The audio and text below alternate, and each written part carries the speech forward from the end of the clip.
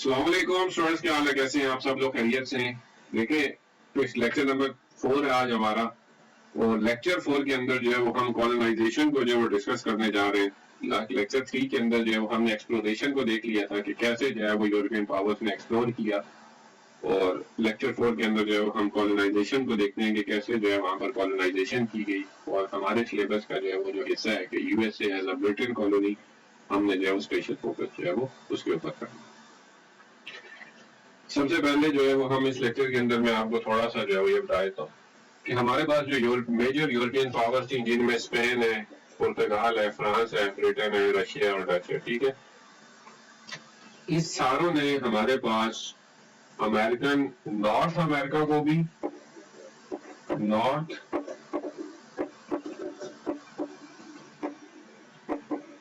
America and South America,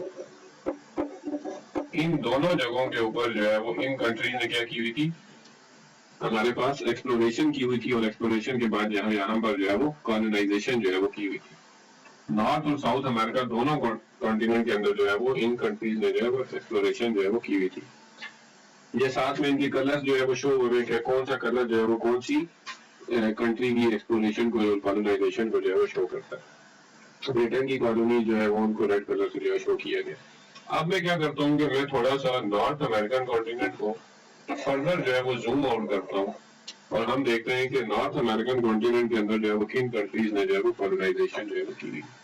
तो जब मैं नॉर्थ अमेरिकन कॉन्टिनेंट को जो है वो कॉलोनाइज जूम करता हूँ तो उसमें देखता हूँ कि ये जो हमारे पास जो पट्टी है जिसको अटलांटिक स्लोप कहा जाता है, यहाँ पर हमारे पास जो है वो ब्रिटेन की कॉलोनाइज है, और यहाँ पे हमारे पास जो है वो फ्रांस की कॉलोनीज है, यहाँ पे हमारे पास जो है वो स्पेन की कॉलोनी है, ठीक है। मैंने आपसे पिछली क्लास के अंदर जब स्टार्ट में मैंने डिस्कस किया था कि हमारा जो फोकस है वो सारे का सारा नॉर्थ अमेरिकन कॉन्टिनेंट के अंदर सिर्फ यूएसए की हमने हिस्ट्री पढ़नी है, हमने पूरे अमेरिकन कॉन्टिनेंट की जो है वो हिस्ट्री नहीं पढ़नी। और हमारे जो सिलेबस का हिस्सा है इस वक्त, वो हमारे सिलेबस का जो है वो हिस्सा ये है कि हमने सिर्फ यूएसए को एज अ ब्रिटेन कॉलोनी के तौर पे जो है वो डिस्कस करना है। देखिए, अमेरिकन कॉन्टिनेंट की एक्सप्लोरेशन यूरोपियन पावर में से बहुत सारी यूरोपियन पावर ने एक्सप्लोर की है, उन्होंने कॉलोनीज बनाई है। नॉर्थ अमेरिकन कॉन्टिनेंट के अंदर भी, साउथ अमेरिकन कॉन्टिनेंट के अंदर भी उन्होंने कॉलोनीज बनाई है। लेकिन हमारा जो सिलेबस है कि हमने यूएसए को एज अ ब्रिटेन कॉलोनी के तौर पे जो है वो स्टडी करना है कि यूएसए जो है वो हमने सिर्फ ये देखना है कि ये ब्रिटेन की जो 13 कॉलोनीज हैं ये कैसे वहां पर जो है वो, ये जो 13 कॉलोनीज हैं ये वहां पर कैसे जो है वो ब्रिटेन ने बनाई है। पहले हमारी जो लेक्चर की जो डिस्कशन होती थी वो क्या होती थी, वो लेक्चर की डिस्कशन ये होती थी हमारे पास कि कैसे जो है वो हमारे पास यूरोपियन पावर ने एक्सप्लोर किया अमेरिकन कॉन्टिनेंट को। और इस लेक्चर के बाद जो हमारी जो डिस्कशन है वो सिर्फ इस चीज पे होगी कि कैसे जो है वो यूके गवर्नमेंट ने 13 कॉलोनीज बनाई है यूएसए के अंदर। अब हमारी जो टोटल डिस्कशन है वो सारी की सारी जो है वो क्या है कि यूएसए को हमने as a 13 colonies of UK government जो है वो देखना है। हमने बाकी स्पेन ने कैसे वहां पे कॉलोनाइजेशन की है, फ्रांस ने कैसे कॉलोनाइजेशन की है, पुर्तगाल ने कैसे कॉलोनाइजेशन की है, ये हम लोगों ने जो है वो डिस्कस नहीं करना। 13 जो कॉलोनीज थी, Massachusetts, Rhode Island, Connecticut, New Jersey, Delaware, Maryland, Virginia, North Carolina, South Carolina, Georgia, Pennsylvania, New York और न्यू हैम्पशायर जो है। अब हमारी सारी की सारी जो डिस्कशन होगी वो किसकी गिर्द रिवॉल्व करेगी, कौन सा जो पिवट पॉइंट होगा। पहले हम बात करते थे कि अमेरिकन कॉन्टिनेंट के अंदर यूरोपियन पावर ने एक्सप्लोर किया, यूरोपियन पावर ने ये किया, यूरोपियन पावर ने ये किया, यूरोपियन पावर ने जो कॉलोनाइज बनाया, लोगों को ये काम किया गया। अब जो हमारा सारे का सारा फोकस है वो ये है कि यूके की जो गवर्नमेंट है, उस यूके की गवर्नमेंट ने हमारे पास यूएसए के अंदर जो कॉलोनी बनाई है, सिर्फ वो हमारा सिलेबस है और हमने सिर्फ उसको स्टडी करना है, USA as a Britain colony. आप सिलेबस को फॉलो करेंगे तो आपको इसी तरह जो है ये बात USA as a Britain colony के तौर पर जो है वो नजर आ जाएगी। अच्छा जी, सबसे पहले हम ये बात देखते हैं कि जो ब्रिटेन जो कॉलोनीज बनाता था उसके अंदर कॉलोनाइजेशन के अंदर जो एक चीज वो याद रखने वाली है कि देखें, कॉलोनीज बनाना कोई इतना आसान काम नहीं है। It is not a cup of T, ये कोई बहुत आसान काम नहीं है कि जो है वो कॉलोनीज बनाई जाएगी। सबसे पहले क्या हुआ कि कॉलोनीज बनाने के लिए किंग से और क्वीन से चार्टर लिए जाते थे। सबसे पहले इंडिविजुअल्स ने कोशिश की, ठीक है, उधर इंडिविजुअल्स ने एक एक बंदे ने जो है वो हमारे पास किंग्स और क्वीन से चार्टर लिया और कहा कि आप हमें जो है वो राइट दें, चार्टर ग्रांट करें, ताकि हम जाकर जो है वो जो आपका लैंड एक्सप्लोर हुआ अमेरिकन कॉन्टिनेंट के ऊपर जो है वहां पर जाकर कॉलोनीज को बनाए। लेकिन वो वहां पर जाकर सक्सेसफुल नहीं हो सके, वो फुलफिल नहीं कर सके और वो कॉलोनी बनाने, कॉलोनीज को एस्टेब्लिश करने में जो है वो कामयाब नहीं हो सके। अब यहाँ पर ये देखें कि इसकी एग्जांपल क्या है कि 1587 के अंदर हमारे पास जो है वो एक बंदा होता है जिसका नाम है सर वाल्टर रैले। अब ये सर वाल्टर रैले जो है वो हमारे पास क्या करते हैं, ये सर वाल्टर रैले जो है वो हमारे पास किंग से, और किंग उसमें किंग है या क्वीन है, उससे जो है वो ये चार्टर लेते हैं और चार्टर लेके कहता है कि मैंने जो है वर्जीनिया के अंदर क्या करना है,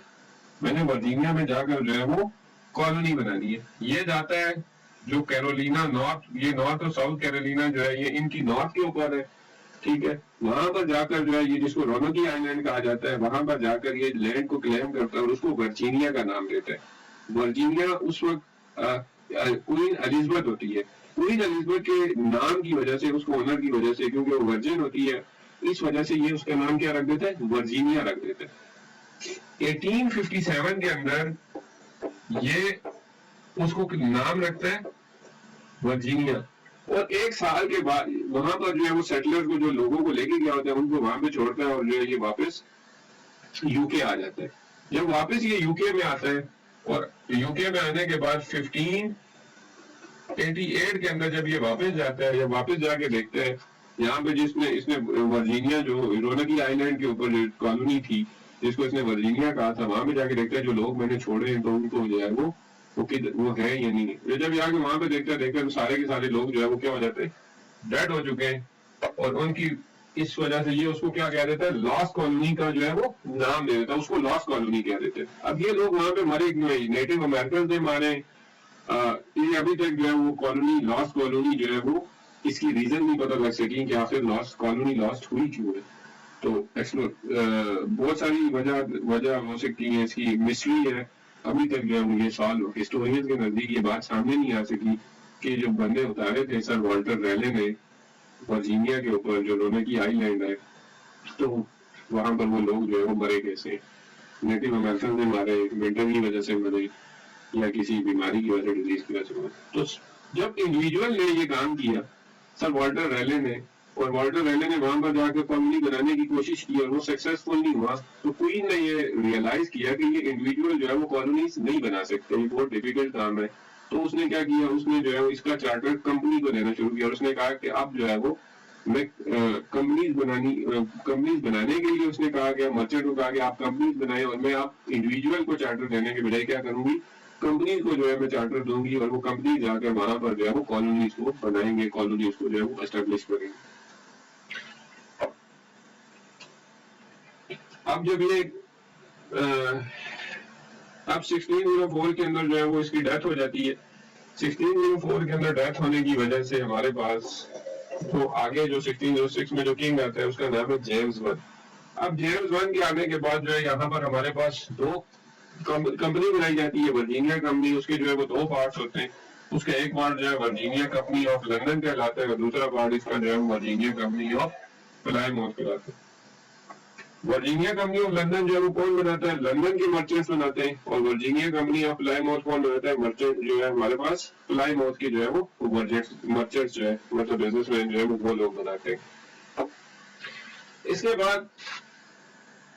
यहाँ पे हमने अभी तक ये देख लिया कि इंडिविजुअल ने कॉलोनी बनाने की कोशिश की सर वाल्टर रैले ने, वो सक्सेसफुल नहीं हुए। उसके बाद जो है वो क्वीन ने, और जो उसके बाद जो किंग जेम्स वन आए 1606 में, उसने ये कहा कि अब ये कंपनी को जो है वो हम ये टास्क देंगे कि चार्टर देंगे, वो जाकर कॉलोनी को।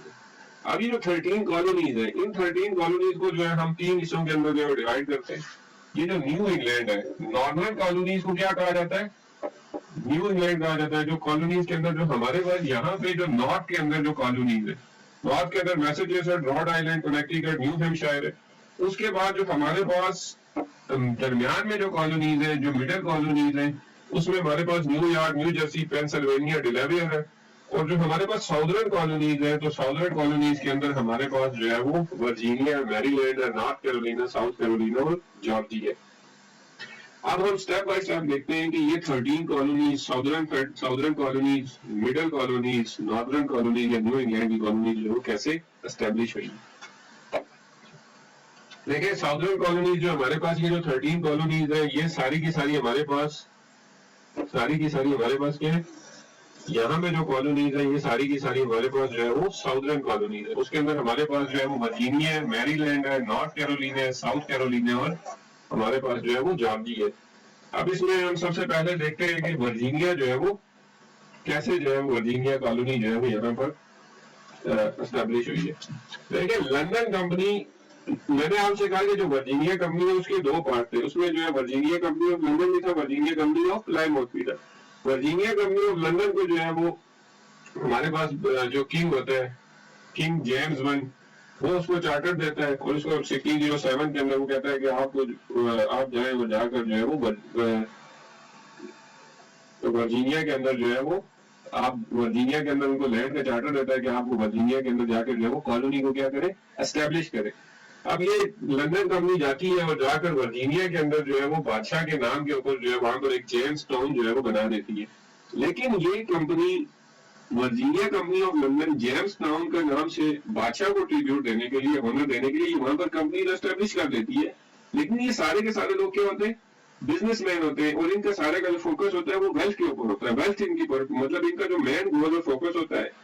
ये सारा फोकस वेल्थ के ऊपर करते हैं। अब ये अपनी कल्टीवेशन के ऊपर, अपनी कंस्ट्रक्शन के ऊपर रहने के लिए इनका कोई फोकस नहीं होता, जिसकी वजह से इनको बहुत ज्यादा क्या हो जाता है, नुकसान होता है, बहुत ज्यादा इनके लोग जो है मर जाते हैं। बजाय जिंदा रहने के लिए ये सारा जो है वहां पे गोल्ड, ग्लोरी और इस तरह की चीजें जो है ना वहां पे तलाश करने लग जाते हैं। यहाँ पे एक बंदा होता है जॉन स्मिथ, जॉन स्मिथ जो है वो इनको संभालता है। अगर जॉन स्मिथ इस वक्त जो है इस कॉलोनी को जो लोग थे, जो settlers Virginia company of London लेके आई थी 1607 में, अगर वो ना ले संभालता तो ये कॉलोनी जो है वो खत्म हो जाती। वो इनको संभालता है और उसके बाद 1619 के अंदर ये कॉलोनी जो है वो क्या करती है, ये कॉलोनी फंडामेंटल चेंजेस करती है। देखें कॉलोनी ने, लंदन कंपनी ने वहां पर जाके कॉलोनी बनाई, वर्जीनिया कॉलोनी। कॉलोनी जो है वो बेसिकली किंग के अंडर है। अब ये वहां पर जाके क्या करते हैं कि अपना एक लोकल लेजिस्लेचर डेवलप कर लेते हैं, लोकल कोर्ट डेवलप कर लेते हैं, लॉज वगैरह डेवलप कर लेते हैं। इस चीज से किंग को बहुत ज्यादा क्या होती है, किंग बहुत ज्यादा जो है वो अनाय होता है, किंग बहुत ज्यादा जो है वो किंग को बहुत गुस्सा आता है, एंग्री होता है इस बात के ऊपर कि मैंने कंपनी भेजी है, ठीक है, चार्टर दिया, और वहां पे जो है जब ये थोड़े इन्होंने कल्टीवेशन सीख ली है, जॉन स्मिथ ने इनको बताया है, तो अब ये जाकर अपनी क्या कर रहे, खुद ही अपनी कंपनी जो है वो एडमिनिस्ट्रेशन सेट कर रहे हैं, खुद अपने लॉज मैनेज जो है गवर्न करने के लिए। इससे किंग बहुत ज्यादा अनाय होता है। जब किंग अनाय होता है तो ये क्या करता है, किंग इसको 1625 के अंदर जो है वो इनका चार्टर रिवोक कर देता है, इनका चार्टर जो है वो खत्म कर देता है, और ये जो वर्जीनिया कंपनी होती है इसको जो है वो अपना रॉयल कंट्रोल के अंदर जो है वो ले लेते हैं। तो ये हमारे पास सबसे जो पहली कंपनी वर्जीनिया है वो कैसे एस्टेब्लिश हुई है, और हमारे लंदन कंपनी ने एस्टेब्लिश की है, और उसको जो है 1625 में जो है वो चार्टर रिवोक करके किंग जो है उसको अपने अंडर ले लेते। अब यहाँ पर जॉन स्मिथ जब इनको थोड़ा सा बचाता है, इनको जो कॉलोनीज के जो लोग हैं वो सरवाइव करना सीख जाते हैं, थोड़ी कल्टीवेशन ग्रो करना सीख जाते हैं, तो ये उसके लिए जो है वो स्लेव लेके आते हैं। एग्रीकल्चर करने के लिए जाहिर बात है स्लेव्स की जरूरत होती थी, क्योंकि वो स्लेव ज्यादा तगड़े होते थे, अच्छी तरह जो है वो एग्रीकल्चर करते थे, फार्म्स के अंदर काम कर सकते थे। तो ये स्लेव लेके आता है, और स्लेव लेके आने के कंपनी स्लेव लेके आती है, और इस स्लेव की वजह से यहाँ पर बॉन्डेड लेबर का सिस्टम और स्लेव का कंसेप्ट जो है वो स्टार्ट होता है। अमेरिका के अंदर जो सिविल वॉर हुई है नॉर्थ और साउथ को लेकर, स्लेवरी और एंटी स्लेवरी की जंग, अगर आप उसकी रूट्स को ट्रेस करना चाहें तो आपको पता लगेगा कि ये जो रूट्स ट्रेस होती हैं ये बेसिकली हमारे पास वर्जीनिया कंपनी जब एस्टेब्लिश हुई है 1607 के अंदर, वहां पर एग्रीकल्चर डेवलप हुआ है, उस एग्रीकल्चर को करने के लिए, जमीन में काम करने के लिए उनको स्लेव की जरूरत पड़ी, और उन्होंने वहां स्लेव्स क्या किए, अफ्रीका, यूरोप की जो दूसरे इलाकों में, एशिया के अंदर, अफ्रीका के अंदर कॉलोनीज थी, वहां से स्लेव को खरीद के और जो है वो अमेरिकन कॉन्टिनेंट में जो है वो लेके आए। तो यहाँ से बेसिकली जो है वो स्लेव का कंसेप्ट जो है वो स्टार्ट है। अगली हमारे पास जो कॉलोनी है वो हमारे पास क्या है, मैरीलैंड की कॉलोनी है। 1632 के अंदर, इन 1632 किंग चार्ल्स वन जो है वो अपना जो एक दोस्त होता है जो उसका नाम है George Calvert, Lord of Baltimore, इसको ये कहता है कि आप ऐसा करें कि जो हमारे पास वर्जीनिया कंपनी है, ये जो हमारे पास वर्जीनिया कंपनी बन गई है, इसकी नॉर्थ के ऊपर, इसके नॉर्थ पे जाएं और आप जाकर वहां पर जो है क्या करें, कॉलोनी बनाए। लेकिन लॉर्ड जो है वो बाल्टीमोर उसको देता है, ग्रांट देता है कि आप जाएं और जाकर वहां पर जो है वो कॉलोनी बनाए और कॉलोनी का कंट्रोल हासिल करें। अब ये लॉर्ड बाल्टीमोर जहाँ पे जाता है और बेसिकली ये कॉलोनी वहां पर क्यों बनाते हैं, ये उसको कहता है कि आप जाएंगे जो ब्रिटेन के अंदर जो लोग रिलीजियस प्रोसिक्यूशन के शिकार हो रहे हैं, कि जो रिलीजियस डिफरेंसेस की वजह से जो उनको मारा जा रहा है, तो उनको जो है वो क्या करे, एक रहने के लिए सेटलमेंट और एक जगह मिल जाएगी, एक रिफ्यूज मिल जाएगा, घर मिल जाएगा, एक कॉलोनी मिल जाएगी जहां पर जो है वो रिलीजियस फ्रीडम होगा। तो ये लॉर्ड बाल्टीमोर जो जॉर्ज कैलवेट जो उसका किंग का जो है दोस्त होता है, चार्ल्स वन का, ये जाता है, जाकर वहां पे वर्जीनिया के नॉर्थ पे एक कॉलोनी बनाता है मैरीलैंड की। और उस मैरीलैंड का जो बेसिक पर्पज होता है वो ये होता है कि जो रिलीजियस प्रोसिक्यूशन से जो लोग भाग के आए हैं, जो यूरोप के अंदर रिलीजियस प्रोसिक्यूशन की वजह से जो लोग भाग रहे हैं और वो आ रहे हैं, तो वो आके यहाँ पर जो है वो एस्टेब्लिश हो, यहाँ पर वो एक टॉलरेशन एक्ट पास करता है। इस टॉलरेशन एक्ट की वजह से जो है वो जितने भी लोग मैरीलैंड के अंदर आके रहेंगे उन सारों को जो है वो रिलीजियस फ्रीडम दिया जाएगा। तो ये हमारे पास सेकंड कॉलोनी, साउदर्न कॉलोनीज के अंदर सेकंड कॉलोनी जो है वो वर्जीनिया के नॉर्थ पे जो है वो मैरीलैंड जो है वो एस्टेब्लिश हो जाती है। तीसरे नंबर पर जो है हमारे पास जो कॉलोनी है वो आती है कैरोलिना। अब साउथ ऑफ वर्जीनिया, ये हमारे पास वर्जीनिया, इसके साउथ में और यहाँ में हमारे पास एक फ्लोरिडा होता है जो आजकल यूएसए की स्टेट है, लेकिन एक वक्त में जो है ये स्पेन के पास था। स्पेन के नॉर्थ में और यूएसए की और वर्जीनिया के साउथ के ऊपर, वर्जीनिया के साउथ में और हमारे पास फ्लोरिडा के नॉर्थ के ऊपर हमारे पास जो टेरिटरी होती है वो इनहेबिटेड होती है। वहां पर जो है वो कुछ भी मतलब जो है ना कल्टीवेशन नहीं होती है, वहां पे लोग नहीं रहते। कि यहाँ पे चार्ल्स टू जो है वो ग्रांट देता है, चार्टर देता है, कितने बंदों को, 8 बंदों को जो है वो चार्टर देता है और उनको कहता है कि आप जाए वर्जीनिया के नॉर्थ के ऊपर, वर्जीनिया के नॉर्थ के ऊपर और फ्लोरिडा के, वर्जीनिया के सॉरी साउथ के ऊपर और फ्लोरिडा के नॉर्थ के ऊपर जो इलाके हैं वहां पे जाकर आप कॉलोनी को जो है क्या करें, एस्टेब्लिश करें। और इनको जो है सारी प्रॉपर राइट देता है कि आप प्रॉपराइटरी राइट देता है कि आप वहां पे जाए और गवर्न करें। ठीक है, वो लैंड बहुत ज्यादा अनसुटेबल होता है और रिवर्स और क्लाइमेट जो है वो इतना ज्यादा सुटेबल नहीं होता। तो ज्यादातर जो लोग हैं वो वहां पर किस जगह पर जो है वो आबाद होते हैं, ये हमारे पास जो लैंड, नया लैंड इनको मिलता है, इस लैंड के ज्यादातर जो है ये नॉर्थ के अंदर जो है वो लोग आबाद हो जाते हैं और ज्यादातर लोग जो है वो साउथ के अंदर जो है वो आबाद हो जाते हैं। यहाँ पे हमारे पास कौन सी जो है वो, यहाँ पे वर्जीनिया है, यहाँ पे हमारे पास क्या है, फ्लोरिडा है। किंग कहता है कि फ्लोरिडा के नॉर्थ में और वर्जीनिया के साउथ में जो लैंड है आप जाए और जाकर उसको जो है वो कॉलोनी बनाए। ये लोग जाते हैं और जाके जो इन अनइनहेबिटेड लैंड होता है वहां पर जो है वो कॉलोनी बनाने की ये कोशिश करते हैं। लेकिन यहाँ पे ये ज्यादातर जो सेटलमेंट है ये नॉर्थ के अंदर होती है और जो है वो साउथ के अंदर जो होती है, ये दरमियान में जो है वो लैंड जो है वो खाली होता है। अब एडमिनिस्ट्रेटिव पर्पस के लिए वो इनको इस लैंड को, कैरोलिना के नाम से ये कॉलोनी एस्टेब्लिश होती है, तो इसको जो है वो नॉर्थ कैरोलिना कह देते हैं और इसको नीचे वाले को जो है वो साउथ कैरोलिना जो है कह देते हैं। इसको दो हिस्सों में डिवाइड कर देते हैं, एक हिस्से को जो एरिया है उसको जो है वो नॉर्थ कैरोलिना कह देंगे और एक हिस्से को जो है वो साउथ कैरोलिना जो है वो कह देंगे। यहाँ से इस तरह हमारे पास जो है वो ये नॉर्थ और साउथ कैरोलिना की जो है वो कॉलोनी एस्टेब्लिश होती है और 1729 को जो है इसको बादशाह जो है वो रॉयल कंट्रोल के अंदर जो है वो ले आता है। देखिए, मैंने आपके सामने अभी तक 3 कॉलोनीज को डिस्कस कर लिया। पहली मैंने आपकी वर्जीनिया, दूसरी मैंने मैरीलैंड, तीसरी मैंने कैरोलिना, और कैरोलिना को नॉर्थ और साउथ के अंदर भी जो है डिवाइड कर दी। उसके बाद जॉर्जिया, देखिए हमारे पास जॉर्जिया जो है वो सबसे लास्ट कॉलोनी में आती है। मतलब जो 13 जो कॉलोनीज है, इन 13 कॉलोनीज के अंदर जो सबसे नीचे एंड के ऊपर है वो हमारे पास क्या है, जॉर्जिया है। ये जॉर्जिया कॉलोनी किस लिए बनाई जाती है, ये जॉर्जिया कॉलोनी बेसिकली जो हमारे पास फ्लोरिडा है जो स्पेन के पास है, उस स्पेन को कंट्रोल करने के लिए चेक पोस्ट बनाई जाती है। जो उस वक्त का जो किंग होता है जिसका नाम है जॉर्ज टू, उसके नाम पे जो ये कॉलोनी बनाई जाती है। और इसका बेसिक पर्पस क्या होता है कि ये फ्लोरिडा के अंदर जो स्पेनिश कंट्रोल है उसको जो है वो आपने चेक करना है, उसकी मिलिट्री चेक पोस्ट बनाई जाती है कि आपने वहां से उनको कंट्रोल करना है कि वो कहीं पे जो है वो कॉलोनी एक्सपेंशन ना करें और जो है वो हमारे पे हमला ना करें। तो इसका जो बेसिक पर्पज होता है वो क्या होता है, military outpost against the Spaniard, Spanish के खिलाफ। इसको अब 1752 के अंदर जो है वो क्या करता है बादशाह भी इसको भी रॉयल कंट्रोल के अंदर जो है वो लेके चला जाता है। साउदर्न कॉलोनीज को मैंने आपके साथ डिस्कस किया, मैंने आपको ये कहा कि हमारे पास स्पेन की ये कॉलोनी जो है सॉरी यूके की जो कॉलोनीज है हमारे पास तो 3 हिस्सों के अंदर डिवाइड किया जाता है, नॉर्दर्न या new England colonies, middle colonies या साउदर्न कॉलोनी। और साउदर्न कॉलोनीज के अंदर मैंने आपसे वर्जीनिया को डिस्कस किया, मैरीलैंड को डिस्कस किया,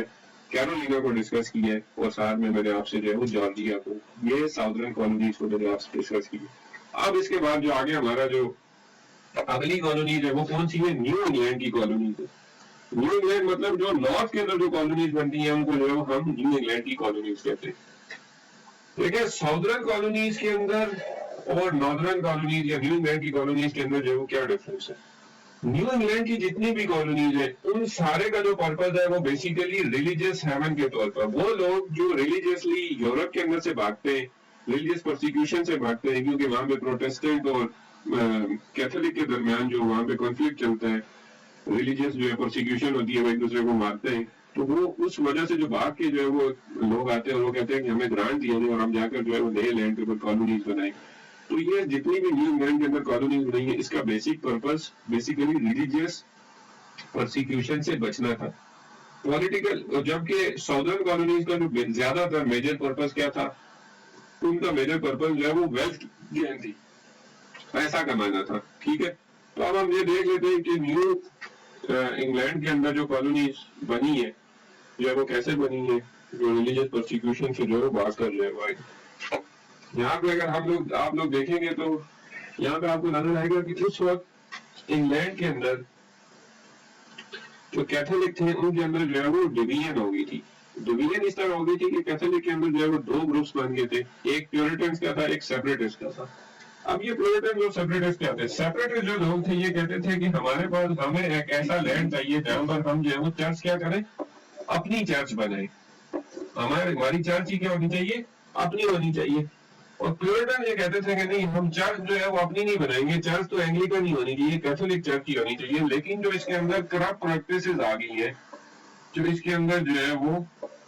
करप्ट प्रैक्टिसेस आ गई हैं, तो हम जाकर जो है वो क्या करेंगे, हम एक ऐसी जो है वो क्रिश्चियन सोसाइटी बनाना चाहते हैं, एक ऐसी जो है वो कॉलोनीज बनाना एस्टेब्लिश करना चाहते हैं कि जो पूरी दुनिया के लिए एक लाइट हाउस हो, पूरी दुनिया को जो है वो लगे और अट्रैक्ट करे कि भाई यहाँ पर जो है वो ओरिजिनल कैथोलिक प्रैक्टिसेस को जो है वो प्रैक्टिस किया जा रहा है। हमारे पास ये इंग्लैंड की नॉर्दर्न कॉलोनी जो है मैसाचुसेट्स, प्लायमाउथ, मास बे कॉलोनी, कनेक्टिकट, रॉड आइलैंड और न्यू हैम्पशायर है। ठीक है, इसको 1 बाय 1 देखते हैं कि हमारे पास जो मैसाचुसेट्स है और ये कॉलोनी जो है वो कैसे बनी है न्यू इंग्लैंड। देखिए मैसाचुसेट्स 1619 के अंदर जो हमारे पास जो पिलग्रिम्स होते हैं, जो वहां पिलग्रिम्स जो सेपरेटिस्ट होते हैं, वो एक grant of land in Virginia from London company, वो जो है वो क्या सिक्योर करते हैं, उन वहां से एक लैंड को सिक्योर करते हैं, वहां पर एक चार्टर लेते हैं हमारे पास किससे, या उस वक्त के किंग से, कि हमें जो है एक चार्टर दिया जाए कि हम वर्जीनिया के अंदर जाकर क्या करें, एक कंपनी एस्टेब्लिश करें। और पर्पस क्या था कि हम रिलीजियस प्रोसिक्यूशन से जो है वो बचना चाहते थे, तो वो कहते थे कि हमें वर्जीनिया में लैंड दिया जाए, हम जाकर वहां पर जो कंपनी को एस्टेब्लिश करेंगे।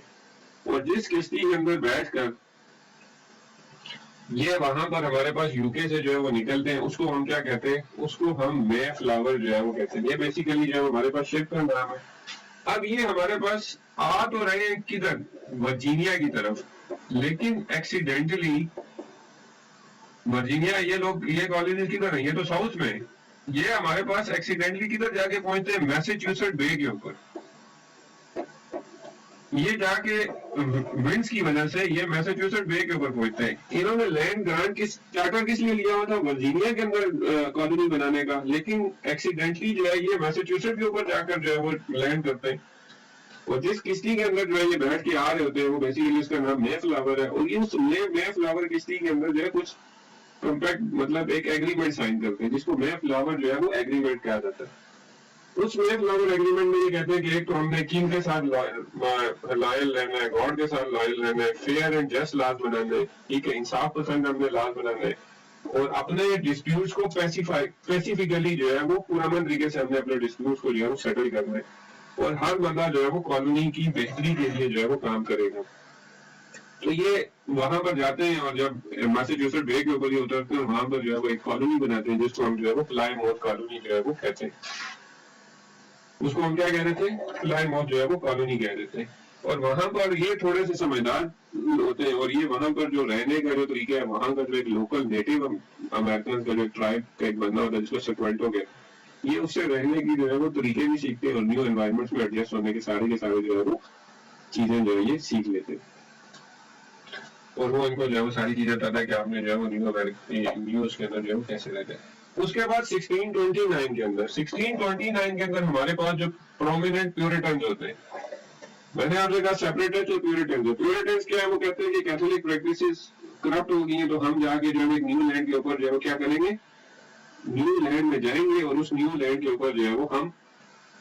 जो ओरिजिनल कैथोलिक प्रैक्टिसेस में उनको जो है वो वहां पर प्रैक्टिस करेंगे और एक पूरी दुनिया के लिए लाइट हाउस बनेंगे। तो ये प्यूरिटन क्या करते हैं, एक ट्रेडिंग कंपनी होती है, उस ट्रेडिंग कंपनी का नाम चेंज करके क्या रख लेते हैं, मैसाचुसेट्स बे कंपनी रख लेते हैं, और अपने लिए जो है वो एक चार्टर जो है वो किंग से सिक्योर करते हैं कि आप हमें एक चार्टर दें कि हम जो है मैसाचुसेट्स के अंदर एक क्रिश्चियन सोसाइटी बनाई, और ये क्रिश्चियन सोसाइटी जो है पूरी दुनिया के लिए क्या होगी, लाइट हाउस होगी, एक पूरी दुनिया के लिए जो है वो एक रोल मॉडल होगी। ये मैसाचुसेट्स बे कंपनी जो है वो 1620 के अंदर थाउजेंड ऑफ प्यूरिटन्स जो है वो रिलीजियस प्रोसिक्यूशन से भागते हैं और मैसाचुसेट्स के अंदर आते हैं, और मैसाचुसेट्स के अंदर आके जो है मैसाचुसेट्स जो है वो बे कंपनी बना देते हैं, और इसके अंदर वो Commonwealth, self governing, political union और इस तरह की चीजें जो है वो सारी की सारी वहां पे जो है वो लोगों को देते हैं। मैंने आपसे ये कहा कि जो प्लायमाउथ कॉलोनी थी, प्लायमाउथ कॉलोनी जो पीछे हमारे पास बनी है, वो प्लायमाउथ कॉलोनी जो है वो इस मैसाचुसेट्स बे कॉलोनी के अंदर जो है वो पार्ट बन जाती है 1629 के अंदर, और यही हमारे पास मैसाचुसेट्स बे कंपनी और जो प्लायमाउथ कॉलोनी उसके अंदर वो जम हो जाती है, ऐड हो जाती है, पार्ट बन जाती है, तो उसके बाद इसी को हम मैसाचुसेट्स कॉलोनी भी कहते हैं। तो न्यू इंग्लैंड की मैसाचुसेट्स कॉलोनी जो है वो कैसे बनी है वो मैंने आपके साथ जो है वो डिस्कस कर दी है कि वो प्लायमाउथ में 1619 के अंदर जो आते हैं, ठीक है, मेफ्लावर के अंदर बैठ के, और ये 1629 के अंदर मैसाचुसेट्स बे कंपनी जो है जो हमारे पास मैसाचुसेट्स बे कॉलोनी बनाती है, तो ये दोनों मिलके जो है वो हमारे पास मैसाचुसेट्स कॉलोनी जो है वो कहलाते हैं। अब न्यू इंग्लैंड के अंदर जो सेकंड कॉलोनी है वो बेसिकली हमारे पास क्या है, रॉड आइलैंड की है।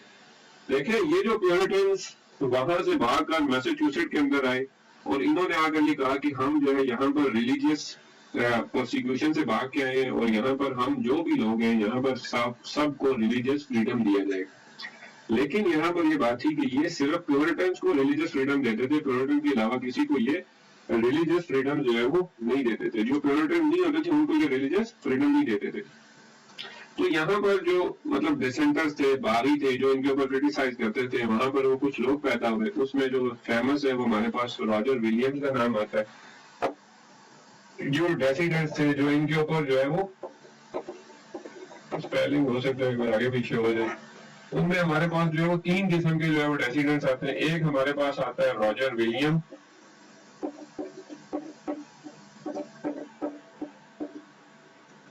दूसरा एक नाम दूसरी एक एनी हचिनसन,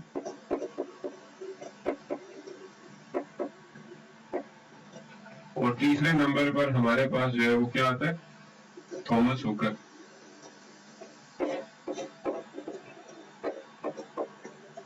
अच्छा, ये जो हमारे पास मैसाचुसेट्स के अंदर जो प्यूरिटन्स आए होते हैं, ये रॉजर विलियम जो है वो उन पे क्या करता है, क्रिटिसाइज करता है। रॉजर विलियम ये कहता है कि आप वहां से आपने इसलिए इलाका छोड़ा है, इंग्लैंड को, यूके को आपने इसलिए छोड़ा कि हम जाके हमें मैसाचुसेट्स में एक न्यू लैंड बनाएंगे और वहां पे हम सारों को जो है वो क्या करेंगे, हम जो है वहां पर क्या करेंगे कि हम सारों को रिलीजियस जो है वहां पर फ्रीडम देंगे। लेकिन यहाँ पे तो सिर्फ आप लोग जो है वो प्यूरिटन्स को रिलीजियस फ्रीडम देते हैं। ठीक है, आपकी ये बात तो जो है वो दुरुस्त नहीं है। दूसरी बात यह है कि आप नेटिव अमेरिकन से मार के उनको जो है वो उनका लैंड लेते हैं और उस लैंड के ऊपर जो है वो आप क्या कर रहे हैं, चर्च बना रहे हैं। ये बात भी आपकी ठीक नहीं है। और दूसरी बात वो ये कहता था कि आप जो है वो चर्च को और गवर्नमेंट को आपस में क्या करें, सेपरेट करें। चर्च को, चर्च और गवर्नमेंट को आप क्या कर लें, सेपरेट करें। जब ये उनके ऊपर क्रिटिसाइज करता था तो मैसेच्यूसेट्स वालों ने जो है वो रॉजर विलियम को कहा कि भाई आप ऐसा करें, मैसेच्यूसेट्स के साउथ के ऊपर जाएं और जाकर आप अपनी जो है वो कॉलोनी में, और उसको जैसे मैसेच्यूसेट्स को निकालते हैं तो वो मैसेच्यूसेट्स के साउथ की तरफ आता है और साउथ की तरफ आकर जो है वो हमारे पास अपनी जो है वो एक किधर गई है स्लाइड, स्लाइड नहीं बनी, आगे पीछे हो गई है, लेकिन वो मैसेच्यूसेट्स के जो है साउथ के अंदर आता है और वहां पर जाकर वो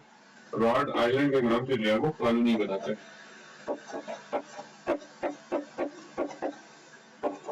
और इसके साथ जो है वो एनी हचिंसन की जो है वो इसके साथ होती है। उसके बाद हमारे पास क्या होता है कि एक थॉमस हुकर होता है। इस थॉमस हुकर की भी जो वहां के उस वक्त का जो गवर्नर होता है मैसेच्यूसेट्स का, उसके साथ जो है वो इसकी नहीं बनती, तो ये वहां से माइग्रेट करता है मैसेच्यूसेट्स के साउथ की तरफ, और साउथ में आकर जो है ये कनेक्टिकट वैली के अंदर जो है वो अपनी क्या करता है, कॉलोनी बनाता है, जिसको जो है कनेक्टिकट कॉलोनी जो है वो कहा जाता है। ये यहाँ पर अपना कॉन्स्टिट्यूशन बनाता है और इसके फॉलोवर जो होते हैं वो वहां पर वो भी आना शुरू हो जाते हैं जो गवर्नर के खिलाफ होते हैं। और फाइनली जो है वो 1662 के अंदर जो है कनेक्टिकट जो है वो रॉयल कॉलोनी जो है वो बन जाती है।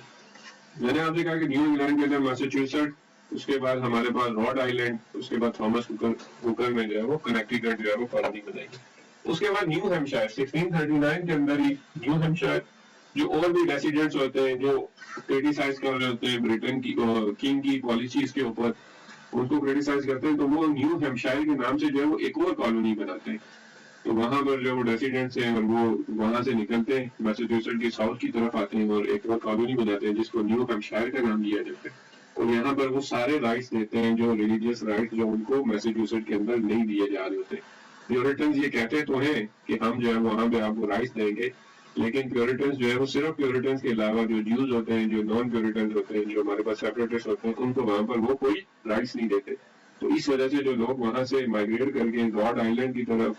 कनेक्टिकट और न्यू हैम्पशायर की तरफ आते हैं, तो वहां पर इनको रिलीजियस फ्रीडम भी दिया जाता है और सारे के सारे जो है वो राइट्स दिए जाते हैं जो उनको मैसेच्यूसेट्स के अंदर नहीं मिले। यहाँ पे हमने जो है वो डिस्कस की और यहाँ पे हमारे पास न्यू इंग्लैंड की जो कॉलोनीज है वो भी हमने जो है वो वन बाय वन डिस्कस कर लेंगे। अब हमारे पास जो कॉलोनीज रह गई है वो बेसिकली हमारे पास जो है कौन सी रह गई है, मिडिल कॉलोनीज रह गई है। देखिए 16 जो लास्ट हमारे पास जो कॉलोनी यहाँ पे बनी है मिडिल कॉलोनी, वो 1639 के अंदर जो है वो कनेक्टिकट है और न्यू हैम्पशायर है। न्यू कनेक्टिकट और न्यू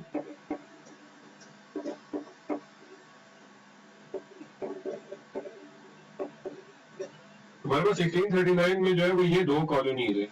अब 1640 से लेकर 1660 तक हमारे पास यूके गवर्नमेंट जो है वो क्या कर देती है, बिल्कुल निगलेक्ट कर देती है अपनी कॉलोनीज को यूएसए के अंदर। यूएसए के अंदर जो न्यू इंग्लैंड के अंदर जो कॉलोनीज बनी है और जो हमारे पास साउदर्न की जो कॉलोनीज है उनको जो है बिल्कुल जो है वो क्या कर देती है, निगलेक्ट कर देती है। तो इस 20 साल के अंदर यूके वाले कोई मजीद कॉलोनी नहीं बनाते, लेकिन इस 20 ईयर्स के अरसे के अंदर न्यू इंग्लैंड वाले और साउदर्न कॉलोनी जो है बहुत ज्यादा एस्टेब्लिश हो जाती है। उनको जब लगता है कि मदरलैंड वाले हमारे से जो है वो कंट्रैक्ट में ही नहीं है, हमारी जो है वो ख्याल ही नहीं रख ले, तो ये जाकर वहां पर जो है अपना लोकल लेजिस्लेचर डेवलप करते हैं, लोकल कोर्ट्स बनाते हैं, ठीक है, अपने लॉज बनाते हैं ताकि जो है वो ज्यादा से ज्यादा इजीली जो है वो अपनी गवर्न कर सके। अब हमारे पास जो मिडिल कॉलोनीज है, मिडिल कॉलोनीज में हमारे पास न्यूयॉर्क है, न्यूयॉर्क के बाद हमारे पास पेनिसिल्वेनिया, न्यू जर्सी और डिलावेयर है। अब इसमें वन बाय वन देख लेते हैं कि न्यूयॉर्क कैसे है, ठीक है। देखिए 1664 के अंदर हमारे पास किंग चार्ल्स II जो है वो अपने भाई को जेम्स जो डूक है, डूक मीन्स नवाब, जो यॉर्क नवाब ऑफ यॉर्क होता है, यॉर्क का जो नवाब होता है, जो नवाब ऑफ डी होता है ना, नवाब ऑफ कालाबाद। तो इसी तरह जो किंग चार्ल्स टू होता है 1664 में, इसका भाई क्या होता है जेम्स, वो हमारे पास रूप होता है यॉर्क को। उसको कहता है कि आप ऐसा करें कि जो न्यू इंग्लैंड की जो कॉलोनीज है उनकी वेस्ट के ऊपर और साउथ के ऊपर जाएं और जाकर वहां पर जो है वो कॉलोनी बनाए। ये हमारे पास न्यू इंग्लैंड की कॉलोनीज है, इसके साउथ के ऊपर और इसके वेस्ट के ऊपर। वो इनको कहता है कि आप जाएं और इसके साउथ और वेस्ट के ऊपर जो ये लैंड है यहाँ पर जाकर जो है वो अपने भाई को कहता है कि आप कॉलोनी करें। जब ये वहां पर इसका भाई जेम्स जाता है, जब वहां पर जाकर देखता है कि भाई यहाँ पर तो ऑलरेडी डच ने कॉलोनीज बनाई हुई है, वो अपने भाई को बताता है चार्ल्स को कि वहां पर तो ऑलरेडी डच की कॉलोनीज है। तो वो इसका भाई जो है वो वहां से वारशिप्स वगैरह और ये चीजें भेजते हैं, वहां पे डच को डिफीट करते हैं, उनको शिकस्त देते हैं, उनको मारता है और वहां से लैंड जो है वो अपने भाई जेम्स के हवाले करता है। खुद नहीं जाता, मतलब अपने वारशिप्स वगैरह भेजता है और वो लैंड जो है वो अपने जेम्स के हवाले करते से कहते हैं कि यहाँ पर जो है वो आप गवर्न करें और अपनी कॉलोनी जो है वो एस्टेब्लिश करें। तो यूं, और वो जैसे ही जो है वो लैंड उसको दिया जाता है तो वो उसका नाम चेंज करके न्यू यॉर्क रख लेते हैं और यहाँ से जो है हमारे पास न्यू यॉर्क कॉलोनी जो है वो क्या होती है, एस्टेब्लिश होती है। उसके बाद ये जो हमारे पास जेम्स है, जो किंग चार्ल्स टू का भाई है, जो डूक ऑफ यॉर्क था, जिसने न्यू यॉर्क कॉलोनी एस्टेब्लिश की है, जो उसको लैंड दिया गया, ये अपने दो दोस्तों को बुलाता है। एक का नाम है हमारे पास सर जॉर्ज कैटरेट और दूसरे का नाम हमारे पास क्या, लॉर्ड जॉन बार्कले। ये इनको जो है वो जो इसको लैंड दिया जाता है और राइट्स दिए जाते हैं, प्रॉपर्टी राइट्स दिए जाते हैं कि आप कॉलोनी को गवर्न कर सकते हैं, कॉलोनी को एस्टेब्लिश कर सकते हैं। ये अपने दो दोस्तों को जो है वो क्या कर देते हैं, इसको भेज देते हैं। और जब ये दो दोस्त जो है वो इनको ये लैंड ग्रांट करता है तो वो आगे जो है वो इस टेरिटरी को मजीद क्या करते हैं, रिलीजियस ग्रुप्स के अंदर जो है वो क्या कर देते हैं, आगे मजीद रिलीजियस ग्रुप्स के अंदर जो है वो इनको भेज देते हैं। अब भाई ने भी, किंग चार्ल्स टू ने अब लैंड दिया किसको, जेम्स को, अपने भाई को। जेम्स उसका जो भाई है उसने अपने दो दोस्तों को भेजा। अब उनके जो दो दोस्त हैं आगे, वो आगे मजीद जो है वो राइट, जो प्रॉपर्टी राइट्स है, गवर्न करने का राइट्स है, वो आगे मजीद जो है वो लोगों को भेज देते हैं। ये तकरीबन 22 के करीब जो है वो लोगों के पास जो है वो ये कॉलोनी जो है वो चली जाती है। अब यहाँ पे होता है ऐसे है कि कॉलोनी इतने लोगों के पास चली कि उनके दरमियान कॉन्फ्लिक्ट्स आ जाते हैं। जब कॉन्फ्लिक्ट्स आ जाते हैं, अपने ये इश्यूज को स्पेसिफाई नहीं कर रहे होते, प्लेकेट नहीं कर पा रहे होते, सॉल्व नहीं कर पा रहे होते, तो वो हमारे पास जो रॉयल किंग होता है वो उसको अपने रॉयल कंट्रोल के अंदर जो है वो ले आता है। तो इस तरह जो है हमारे पास न्यू यॉर्क की जो कॉलोनी है वो 1702 के अंदर जो है वो, सॉरी, ये जो न्यू जर्सी की कॉलोनी है, जब ये जेम्स जो है वो अपने दोस्तों को कॉलोनी लैंड देता है, राइट देता है, तो वो एक कॉलोनी बनाते हैं जिसको न्यू जर्सी कहते हैं। तो फिर ये न्यू जर्सी जो है वो आगे मजीद लोगों को भेजते हैं। तो उसकी ये बात हो रही है कि वो 1702 के अंदर जो है वो हमारे पास वो हो जाती है, रॉयल कॉलोनी के अंदर जो है वो आ जाती है। उसके बाद तीसरे नंबर पर पेंसिल्वेनिया है। देखिए हमारे पास ये जो 1682 के अंदर ये चार्ल्स टू जो है, चार्ल्स टू के पास एक बंदा आता है विलियम पेन, उसका नाम होता है। और विलियम पेन जो है वो एक बेटा होता है किसका, इंग्लिश एडमिरल का। ठीक है, वो एक इंग्लिश एडमिरल का जो है वो बेटा होता है। और वो आकर जो है वो किंग को कहता है कि आप जो है वो मुझे लैंड दें, ठीक है, मैं, आप मुझे लैंड दें और मैंने वहां पर क्या करना है, कॉलोनी जो है वो बनानी है। वो कहता है कि जो प्रोसिक्यूशन हो रही है इंग्लैंड के अंदर, तो मैं चाहता हूँ कि मैं जो है वो एक लैंड मुझे मिले और मैं वहां पर जो है वो कॉलोनी बनाऊं। अब ये जो किंग चार्ल्स टू है, ये किंग चार्ल्स टू बेसिकली जो इसका वालिद होता है उसका जो है वो ये मकरूर होता है। इसने उसके 16,000 के करीब जो है वो डॉलर पैसे देने होते हैं। तो ये उसको कहता है कि ठीक है, मैंने आपके मतलब $16,000 आपके वाले साहब के देने थे, तो आप ऐसा करें कि मैं उसके बदले आपको जो है 40,000 स्क्वायर माइल के करीब जो है वो क्या करता हूँ, लैंड देता हूँ अमेरिका के अंदर। आप जाएं और जाकर वहां पर जो है वो कॉलोनी बनाई और उस कॉलोनी को आज के वालिद के नाम पर जो है, पेंस के नाम पर जो है, पेंसिल्वेनिया का जो है वो नाम दे देता है। ये बहुत ज्यादा फर्टाइल होती है। ठीक है, पेन जो है वो ट्रीटी साइन करता है इंडियंस के साथ और वहां पे जो लैंड होता है वहां पर मेहनत करता है और फर्टाइल लैंड है वहां पर जो है बहुत ज्यादा सेटलर्स को जो है वो अट्रैक्ट करता है। तो बहुत ज्यादा सेटलर वहां पर जाकर जो है वो आबाद हो जाते हैं। तो यूं हमारे पास जो है पेंसिल्वेनिया की जो है वो स्टेट, पेंसिल्वेनिया जो है वो कॉलोनी बनती है। इसके बाद चौथे नंबर पर ये जो विलियम बेंज होता है वो साउथ के अंदर जितनी भी काउंटीज होती हैं 3 के करीब, वो सारी की सारी जो है वो काउंटीज ले लेता है और उनके साथ जो है काउंटीज लेने की वजह लेकर उनको जो है एक और कॉलोनी का नाम देता है डिलीवर, और यूं हमारे पास एक डिलीवर कॉलोनी भी जो है वो बनती है। तो यूं हमारे पास मिडिल कॉलोनीज के अंदर ये सारी की सारी कॉलोनी जो है वो क्या हो जाती है, एस्टेब्लिश हो जाती है। ये सारी की सारी 13 कॉलोनीज मैंने आपके सामने जो है वो डिस्कस की है, और मैंने आपसे ये कहा कि ये कैसे हमारे पास यहाँ पर ब्रिटेन ने कैसे जो है वो अपनी 13 कॉलोनीज बनाई है। इन कॉलोनीज को आप 3 हिस्सों में हमने डिस्कस किया है। एक में हमारे पास नॉर्दर्न कॉलोनीज है, दूसरे मिडिल कॉलोनीज है, तीसरे के ऊपर हमारे पास साउदर्न कॉलोनीज है। तो ये सारी की सारी कैसे जो है वो यूएसए ब्रिटेन ने यूएसए के अंदर जो है वो कॉलोनाइजेशन की है। हमारे सिलेबस का जो हिस्सा है वो ये है कि डिस्कस करें यूएसए को एज अ ब्रिटेन कॉलोनी। तो मैंने आपके सामने जो है वो ये सारी चीजें डिस्कस की हुई। आई होप कि ये लेक्चर आपको जो है वो समझ आया होगा। अगर कोई बात समझ ना आई हो तो वो जो है वो आप कमेंट सेक्शन के अंदर पूछ सकते हैं। Thank you. इंशाल्लाह जो है वो मिलते हैं अपने नेक्स्ट लेक्चर के साथ।